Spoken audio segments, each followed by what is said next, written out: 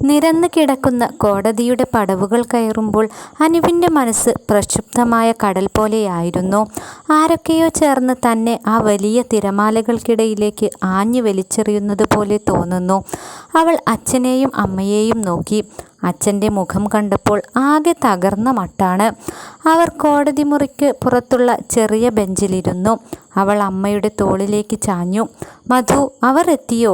സേതുമാധവൻ അനിയനോട് ചോദിച്ചു. അനുവിൻ്റെ അച്ഛൻ സേതുമാധവൻ്റെ അനിയൻ മധുവും ഏട്ടൻ ബാലകൃഷ്ണനും ഒപ്പം വന്നിട്ടുണ്ട്. വന്ന് കാണാനില്ല ഏട്ടാ, മധു അറിയിച്ചു. എന്തിനും ഇവളെ പറഞ്ഞാൽ മതിയല്ലോ, അവളുടെ ഒരു ദിവ്യ പ്രണയം. ബാലകൃഷ്ണൻ ദേഷ്യത്തോടെ അനുവിനെ നോക്കി. അനുവിൻ്റെ കണ്ണിൽ നിന്നും ഒരിറ്റു കണ്ണുനീർ അവളുടെ കവിളിലേക്ക് വീണു. വല്യച്ഛൻ പറഞ്ഞത് അവളുടെ കാതുകളിൽ മുഴങ്ങി. കാശിയെ അവൾക്ക് ഒരുപാട് ഇഷ്ടമായിരുന്നു.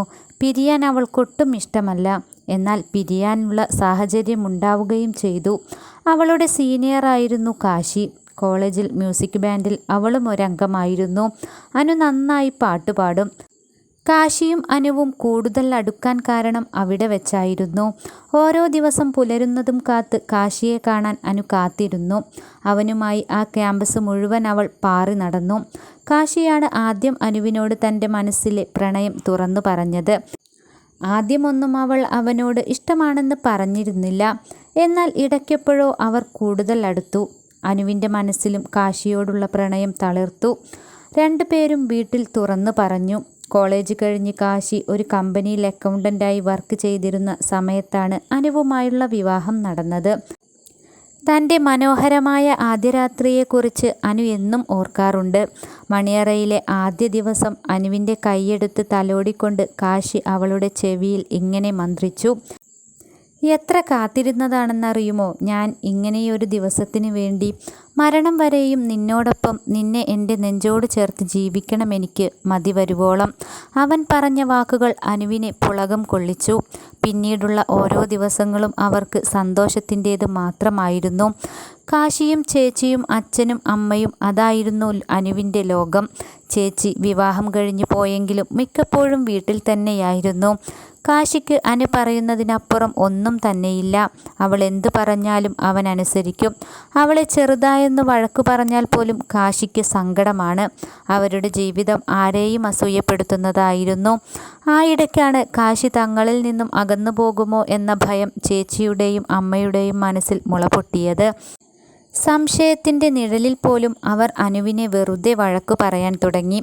കാശിയെയും അമ്മയും ചേച്ചിയും ഓരോ കാര്യങ്ങൾ പറഞ്ഞുകൊടുത്ത് മനസ്സിൽ സംശയത്തിൻ്റെ വേലിയേറ്റമുണ്ടാക്കാൻ കാരണമായി. അവൻ അനുവിനോട് അഭിപ്രായ വ്യത്യാസങ്ങൾ കാണിച്ചു തുടങ്ങി. പിന്നീട് അവർക്കിടയിൽ ചെറിയ കലഹം പതിവായി. അനു എന്നും കരഞ്ഞുകൊണ്ടാണ് ഉറങ്ങാറ്. എത്ര സന്തോഷമായി ജീവിച്ചിരുന്നതാണ് തങ്ങൾ. എവിടെയൊക്കെയോ പിഴവ് സംഭവിച്ചു. നല്ല കാര്യങ്ങൾ പറഞ്ഞാലും കാശി എതിർപ്പ് കാണിക്കാൻ തുടങ്ങി.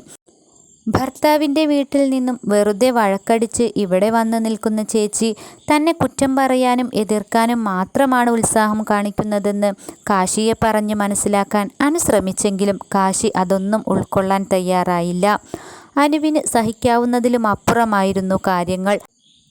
കാശിയും അനുവും ഒന്നും രണ്ടും പറഞ്ഞ് വഴക്കായപ്പോൾ എനിക്കിങ്ങനെ എല്ലാം സഹിച്ചുകൊണ്ട് ഇവിടെ നിൽക്കാൻ കഴിയില്ല എന്ന് അനു തറപ്പിച്ചു പറഞ്ഞു. എന്നാൽ നമുക്കിവിടെ വെച്ച് പിരിയാം, ഡൈവോഴ്സിന് ഞാൻ തയ്യാറാണ്, കാശിയും പെട്ടെന്നുണ്ടായ ദേഷ്യത്തിൽ പറഞ്ഞു. അനുവിനത് സഹിക്കാവുന്നതിലും അപ്പുറമായിരുന്നു. അങ്ങനെയാണ് അവൾ അവിടെ നിന്നും പോരാൻ കാരണം. അവരെത്തിയേട്ടാ. മധുവിൻ്റെ ശബ്ദം കേട്ടപ്പോൾ തളർന്ന മിഴികളോടെ അനു വരാന്തയിലേക്ക് നോക്കി. കാശിയും അച്ഛനും അമ്മയും കാശിയുടെ അമ്മാവനും എല്ലാവരും കൂടി കയറി വരുന്നത് കണ്ടപ്പോൾ ഓർമ്മകളുടെ കിനാവള്ളി അവളെ വന്ന് വരിഞ്ഞു മുറുക്കി. എത്ര സ്നേഹത്തോടെയാണ് തങ്ങൾ കഴിഞ്ഞിരുന്നത്. കാശിക്ക് തന്നെയും തനിക്ക് അവനെയും ഒരു നിമിഷം പോലും പിരിയാൻ കഴിയില്ലായിരുന്നു. അവളുടെ മനസ്സ് നിറയെ അവനോടുള്ള സ്നേഹം നിറഞ്ഞു നിന്നു. അവനെ പിരിയുന്ന കാര്യമോർത്തപ്പോൾ മനസ്സിലൊരു വിങ്ങൽ നിറഞ്ഞു. അവനുമായി ഇണങ്ങുകയും പിണങ്ങുകയും ചെയ്ത നല്ല നാളുകളുടെ ഓർമ്മകൾ മനസ്സിൽ തളം കെട്ടി നിന്നു. ദാ ഇവിടെ ഒപ്പിടൂ. ഗൗരവമേറിയ ഒരു ശബ്ദം കേട്ടപ്പോൾ അവൾ ഞെട്ടലോടെ അയാളെ നോക്കി. ഒപ്പിടൂ കുട്ടി, അയാൾ വീണ്ടും പറഞ്ഞു. അവളുടെ മിഴികൾ കാശിയെ തിരഞ്ഞു. താനും അവനുമായുള്ള ബന്ധം ഇവിടെ തീരാൻ പോകുന്നു.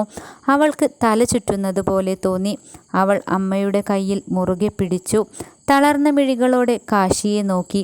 കാശിക്ക് അവളുടെ മിഴികൾ തൻ്റെ നെഞ്ചിൽ വന്നാണ് തറച്ചതെന്ന് തോന്നി. തങ്ങൾ ഒരുമിച്ച് ചേർന്ന ആ ഒരു കോളേജിലെ മനോഹരമായ നിമിഷം മുതൽ ഇതുവരെയുള്ള എല്ലാ കാര്യങ്ങളും അവൻ്റെ മനസ്സിലൂടെ കടന്നുപോയി. തൻ്റെ ഭാഗത്തും തെറ്റുണ്ട്. അമ്മയുടെയും ചേച്ചിയുടെയും വാക്കുകൾ കേട്ടപ്പോൾ താൻ എന്തെല്ലാമാണ് ചെയ്തു കൂട്ടിയത്. അനു തൻ്റെ വീട്ടിൽ നിന്നും പോയത് മുതൽ സന്തോഷം എന്തെന്ന് താൻ അറിഞ്ഞിരുന്നില്ല. മറ്റുള്ളവരുടെ സ്വാർത്ഥ താല്പര്യങ്ങൾ സംരക്ഷിക്കാൻ താൻ അനുവിനെ വേദനിപ്പിക്കുകയായിരുന്നു എന്നോർത്തപ്പോൾ അവൻ്റെ മനസ്സും നീറി. അവൻ എഴുന്നേറ്റ് മെല്ലെ അനുവിൻ്റെ അടുത്തെത്തി. അവൻ എഴുന്നേറ്റു പോകുന്നത് കണ്ടപ്പോൾ ആകാംക്ഷയോടെയും അത്ഭുതത്തോടെയും കാശിയുടെ അച്ഛനും അമ്മയും നോക്കി നിന്നു. ഇവൻ എന്താണ് ഈ ചെയ്യുന്നത് എന്ന ഭാവത്തിൽ അവർ ഇരുന്നു. അവൻ അനുവിൻ്റെ കയ്യിൽ നിന്നും ആ ഡിവോഴ്സ് പേപ്പർ വാങ്ങി ദൂരേക്ക് വലിച്ചെറിഞ്ഞു. അനുവിന് ഒന്നും വിശ്വസിക്കാൻ കഴിഞ്ഞില്ല. അവൾ അവനെ തന്നെ പകച്ചു നോക്കിക്കൊണ്ട് നിന്നു.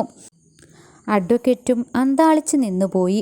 എന്താണ് സംഭവിക്കുന്നതെന്ന് അയാൾക്ക് മനസ്സിലായില്ല. കാശി തൻ്റെ പെണ്ണിൻ്റെ കൈയും പിടിച്ചുകൊണ്ട് അവളെയും കൊണ്ട് പുറത്തിറങ്ങി. അനുവിൻ്റെ അച്ഛനും അമ്മയും സന്തോഷത്തോടെ ആ രംഗം നോക്കി നിന്നു. അമ്മയും ചേച്ചിയും കൂടി തൻ്റെ മനസ്സിൽ സംശയത്തിൻ്റെ നിഴൽ വീഴ്ത്തുകയായിരുന്നു എന്ന് അവന് ആ നിമിഷം മനസ്സിലായിരുന്നു. അവനെ തന്നെ അത്ഭുതമൂറുന്ന മിഴികളോടെ നോക്കി വിശ്വസിക്കാനാകാതെ അനു കാശിയെ അനുഗമിച്ചു. നിന്നെ എനിക്ക് വേണം പെണ്ണേ. ഒരു തരത്തിലും നിന്നെ വിട്ടുകളയാൻ ഈ കാശിക്കാവില്ല. അവൻ അവളുടെ കയ്യും പിടിച്ച് കോടതിയുടെ നീണ്ട ഇടനാഴിയിലൂടെ നടന്നു. മറുത്തൊരു വാക്കുപോലും ഉരിയാടാനാകാതെ മറ്റുള്ളവർ നോക്കി നിന്നപ്പോൾ കാശി തൻ്റെ പ്രാണനെ നെഞ്ചോട് ചേർത്തുകൊണ്ട് നടന്നകന്നു.